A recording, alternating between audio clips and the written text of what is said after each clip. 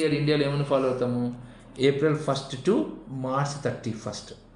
ఎందుకు పెట్టారంటే బ్రిటిష్ వాళ్ళు పెట్టారని చెప్తారమ్మ అంతే. కానీ బ్రిటిష్ వాళ్ళు పెట్టలేదమ్మా, ఇది బ్రిటిష్ వాళ్ళ కన్నా ముందే ఉంది ఇది. ఈ సిస్టమ్ అనేది త్రేతాయుగంలో శ్రీరామచంద్ర నుంచి ఉంది, ద్వాపర యుగంలో శ్రీకృష్ణ భగవాన్ నుంచి ఉంది, కలియుగంలో చాణక్యుడు కింగ్ మేకర్, చాణక్యుడే 3 కింగ్లు తయారు చేశారమ్మా. చంద్రగుప్త మౌర్య, తర్వాత వచ్చేసి బిందుసార, తర్వాత వచ్చేసి అశోక చక్రవర్తి. ఈ 3 తయారు చేసింది ఈయన అనమాట. ఈయన ఆ సిస్టమ్ పెట్టాడు అనమాట. ఆయన ఇంట్రొడ్యూస్ చేశాడు. దానికి ఏంటంటే మనకి వర్షాకాలం అంటారు కదమ్మా, వర్షాలను బట్టి మనకి వ్యవసాయం పండించేవాడు. ఆ వ్యవసాయం మీద ట్యాక్స్లు వచ్చేది.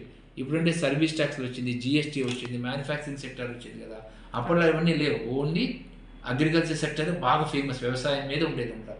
ఆ వ్యవసాయ ఆధారిత భారతదేశం కాబట్టి, అఖండ భారతదేశం కాబట్టి దాని మీద ట్యాక్స్ వసూలు చేసుకోవడానికి మనకి 2 ఋతుపవనాలు వస్తాయి అమ్మ. అందుకే మనకి ఇప్పుడు కూడా సోషల్ స్టడీస్లో రబీ సీజన్, ఖరీఫ్ సీజన్ మనం నేర్చుకుంటాం.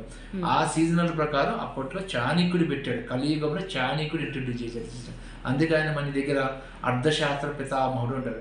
కానీ ఇంగ్లీష్లో మన ఎకనామిక్స్లో నేర్చుకునేది ఫాదర్ ఆఫ్ ఎకనామిక్స్ ఎవరంటే ఆడమ్ స్మిత్ అని మన బుక్లో చాలా తప్పు రాశారు.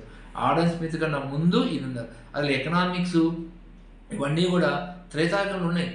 అప్పుడు రామచంద్రుడు మహాప్రభు మనకి పెళ్లి చేస్తారు, మనకి వివాహ మహోత్సవం చేస్తారు శ్రీరామనవమికి. అప్పుడు వ్యాఖ్యానం చేస్తారమ్మ పంతులు గారు. ఏమని చేస్తారు, నా సీతమ్మ వారు పట్టు పీతాంబర వస్త్రాలు, మణిమాణిక్యాలు, వజ్ర వైడూర్యాలు, అంటే అంత సంపద ఉందంటే ఒక రాజుగారికి అక్కడ పబ్లిక్ వాళ్ళంతా ట్యాక్స్ కట్టారు కదా, అంటే వెల్త్ కంట్రీయే కదా, వెల్త్ ప్రదేశమే కదా అది. అంత వెల్త్ ఉందంటే ఎకానమీ బాగా స్టెబిలైజ్ ఉంది కదా, అంటే ఎకనామిక్స్, అకౌంట్స్, ట్యాక్సెస్, ఫినాన్స్ ఆ రోజుల్లో ఉన్నాయి కాబట్టి యుద్ధాలన్నీ అక్కడే జరిగినాయి. మహాభారతం కూడా యుద్ధం ఎందుకు జరిగింది, ఆ రాజ్యాల గురించి. అంటే రాజ్యంలో సంపద ఉంది, సంపద అంటే ఇంగ్లీష్లో వెల్త్ అని చెప్తారు. అంటే ట్యాక్స్ సిస్టమ్ ఉంది, ఎకనామిక్స్ ఉంది, ఫినాన్స్ ఉంది, అకౌంట్స్ ఉంది.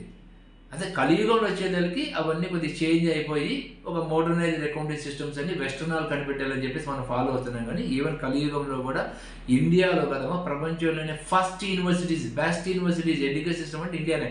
అందుకే తక్షశిల యూనివర్సిటీ, నలంద యూనివర్సిటీ, ప్రపంచంలో ఉన్న దేశాల నుంచి అందరూ వచ్చి ఈ యూనివర్సిటీలు నేర్చుకుని వెళ్ళేవాళ్ళు. అలెగ్జాండర్ ద గ్రేట్ కూడా మన ఇండియాని చూసి భయపడ్డాడు.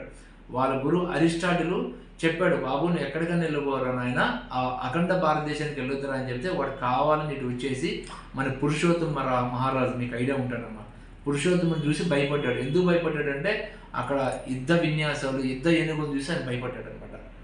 సో చాలా వ్యాస్ట్ ఉంటుంది. అవన్నీ కూడా మన సబ్జెక్ట్లో ఉంటాయి, అవన్నీ కూడా మన ఎకనామిక్స్, ఫినాన్స్, అకౌంట్స్ ఉంటుంది. మనం చెప్పే విధానం అట్లా చెప్పాలి పిల్లలకి. చెప్తే వాళ్ళకి ఇండియా మీద కొద్దిగా దేశభక్తి కలిగింది, కొద్దిగా ఇంట్రెస్ట్ వస్తుంది అనమాట. అంటే రొటీన్గా డెబిట్ క్రెడిట్ చేయడం కన్నా మనం ఒకసారి అక్కడ తీసుకెళ్ళి చెప్పారు చాలా ఇంట్రెస్ట్ వస్తుంది. Thank you.